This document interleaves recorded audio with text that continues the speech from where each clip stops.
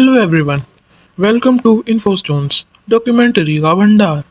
तो एनसीएससी फिर से आ चुका है फॉर द ईयर 2024।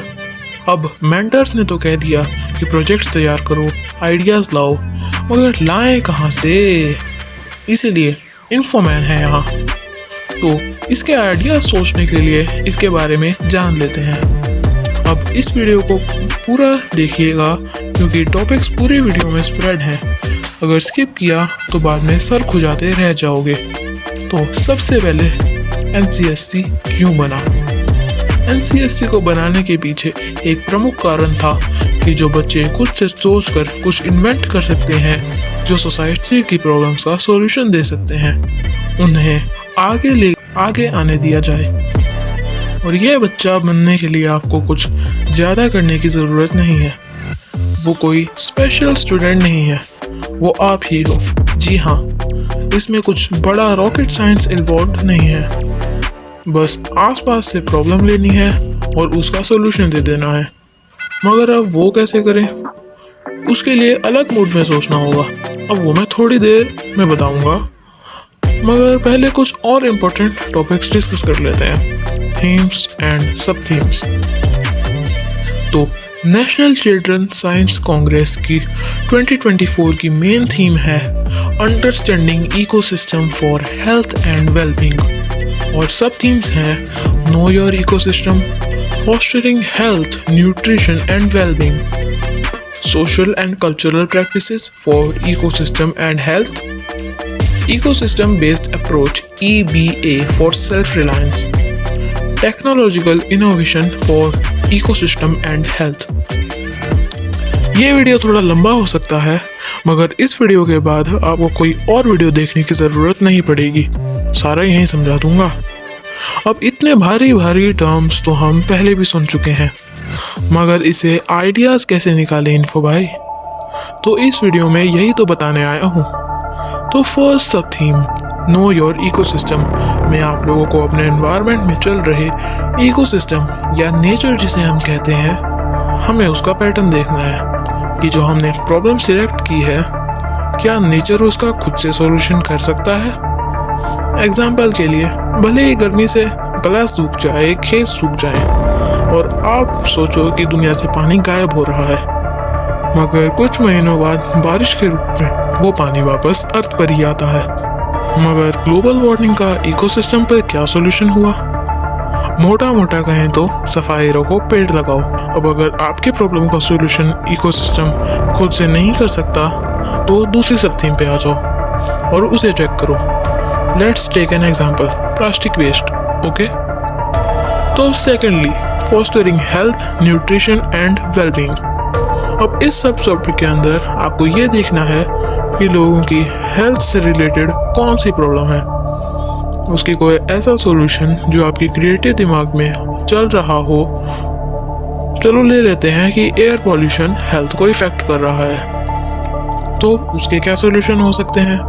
सोचो, खुद को सोचने का टाइम दो। और प्लास्टिक वेस्ट हेल्थ को तो इफेक्ट कर रहा है, मगर इसके सॉल्यूशन अगर आपको कोई हेल्थ टेक्निक या कोई स्पेशल ट्रीटमेंट जो लोकली अवेलेबल हो उसमें मिल जाता है, तो यहीं रुक जाओ, वरना आगे चलो। सो नेक्स्ट सब theme is social and cultural practices for ecosystem and health. अब अगर आपके एरिया में या आपकी जानकारी में कोई ऐसी कल्चरल, रिलीजियस या सोशल प्रैक्टिस है जिससे आपकी प्रॉब्लम का सॉल्यूशन मिल सकता है, जैसे कि अगर कोई स्पेशल रेसिपी या काढ़ा वो लोग पीते हो जो उनके लिए उस चीज़ का सॉल्यूशन है, तो उसे ले लीजिए। अब ये भी सिर्फ एक एग्जांपल ही था। तो अब प्लास्टिक वेस्ट को डिस्पोज करने की अगर उस एरिया में कोई लोकल टेक्निक है तो उसे ले लो, मगर इन्फो भाई, मुझे तो उसका सॉल्यूशन कोई कल्चरल प्रैक्टिस में नहीं मिला। तो फिर नेक्स्ट सब थीम पे आ जाओ, EBA फॉर सेल्फ रिलायंस। इतनी बड़ी भारी भरकम टर्म, चलो समझा देता हूँ। ये सब थीम भी फर्स्ट सब थीम से रिलेटेड ही है, बस इसमें फ़र्क इतना है कि आप इसमें एनवायरनमेंट की मदद से प्रॉब्लम का सॉल्यूशन तो निकाल रहे हो, मगर उसका बेनिफिट आपको ज़्यादा हो रहा है। या आपके जैसे सिचुएशन वाले लोगों को हो रहा है, तो आप इसे चूज करोगे। अब जिसकी तरफ झुकाव ज़्यादा हो उसे चूज कर लो, वरना आगे बढ़ो। नेक्स्ट थीम है technological innovation for ecosystem and health. आ जाओ इसे भी फटाफट से समझ लेते हैं। अब इस सब थीम के अंडर अगर आपकी साइंस और टेक्नोलॉजिकल फील्ड में खासी समझ है, या आपको कहीं का सामान लेके कहीं जोड़ देने वाली इंजीनियरिंग आती है, तो आप इसे चूज कर लो। अब प्लास्टिक वेस्ट के लिए अगर आप गूगल सर्च करके कोई मशीन ढूंढने की तैयारी में हो, तो रुको, अभी उस आइडिया को डस्टबिन में डाल दो। अब यहाँ कॉपी पेस्ट वाला सिस्टम नहीं चलेगा। अब हाँ, अगर कोई दूसरे देश में या किसी और ने किसी अलग एरिया में कोई सॉल्यूशन निकाला हो और उसे कोई नहीं जानता हो, तो उसे आप इंडिया में या आपके एरिया में इम्प्लीमेंट करने का तरीका ढूंढकर उसे यूज़ कर सकते हो। अब उस तरीके की बात कर लेते हैं जिससे आप लोग बिना ज़्यादा मेहनत किए इसका आइडिया सोच सकते हो। तो सबसे पहले इस वीडियो में यहाँ तक बने रहने के लिए धन्यवाद। अब आप भी अगर यहाँ से कुछ सीख रहे हो तो इसे लाइक कर दीजिए, और सब्सक्राइब तभी करना अगर ज़िंदगी में सही में कुछ सक्सेस अचीव करना चाहते हो, क्योंकि उसमें मैं आपकी मदद करूँगा। अब आप एक चेयर लेके अपने घर के गार्डन में बैठ जाओ, या फिर कोई पार्क में चले जाओ, या किसी फ्लावर पॉट या प्लांट के पास बैठो। आपको बस किसी नेचर से जुड़ी चीज़ के पास बैठना है। अब अपने दिमाग में उस चीज़ के द्वारा उठाई गई परेशानियों के बारे में सोचो कि क्या वो चीज़ अपने आप नेचर सही कर सकता है, या क्या वो चीज़ हेल्थ पर कोई मेजर या मीडियम लेवल इम्पैक्ट डाल रही है।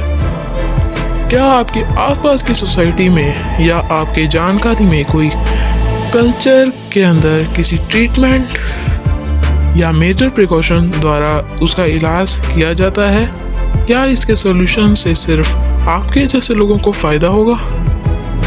क्या इसके लिए कोई नया टूल या कोई मशीन बनाई जा सकती है, या फिर क्या आपके दिमाग में उसके लिए कोई आइडिया है? तो आगे प्रोसीड करो।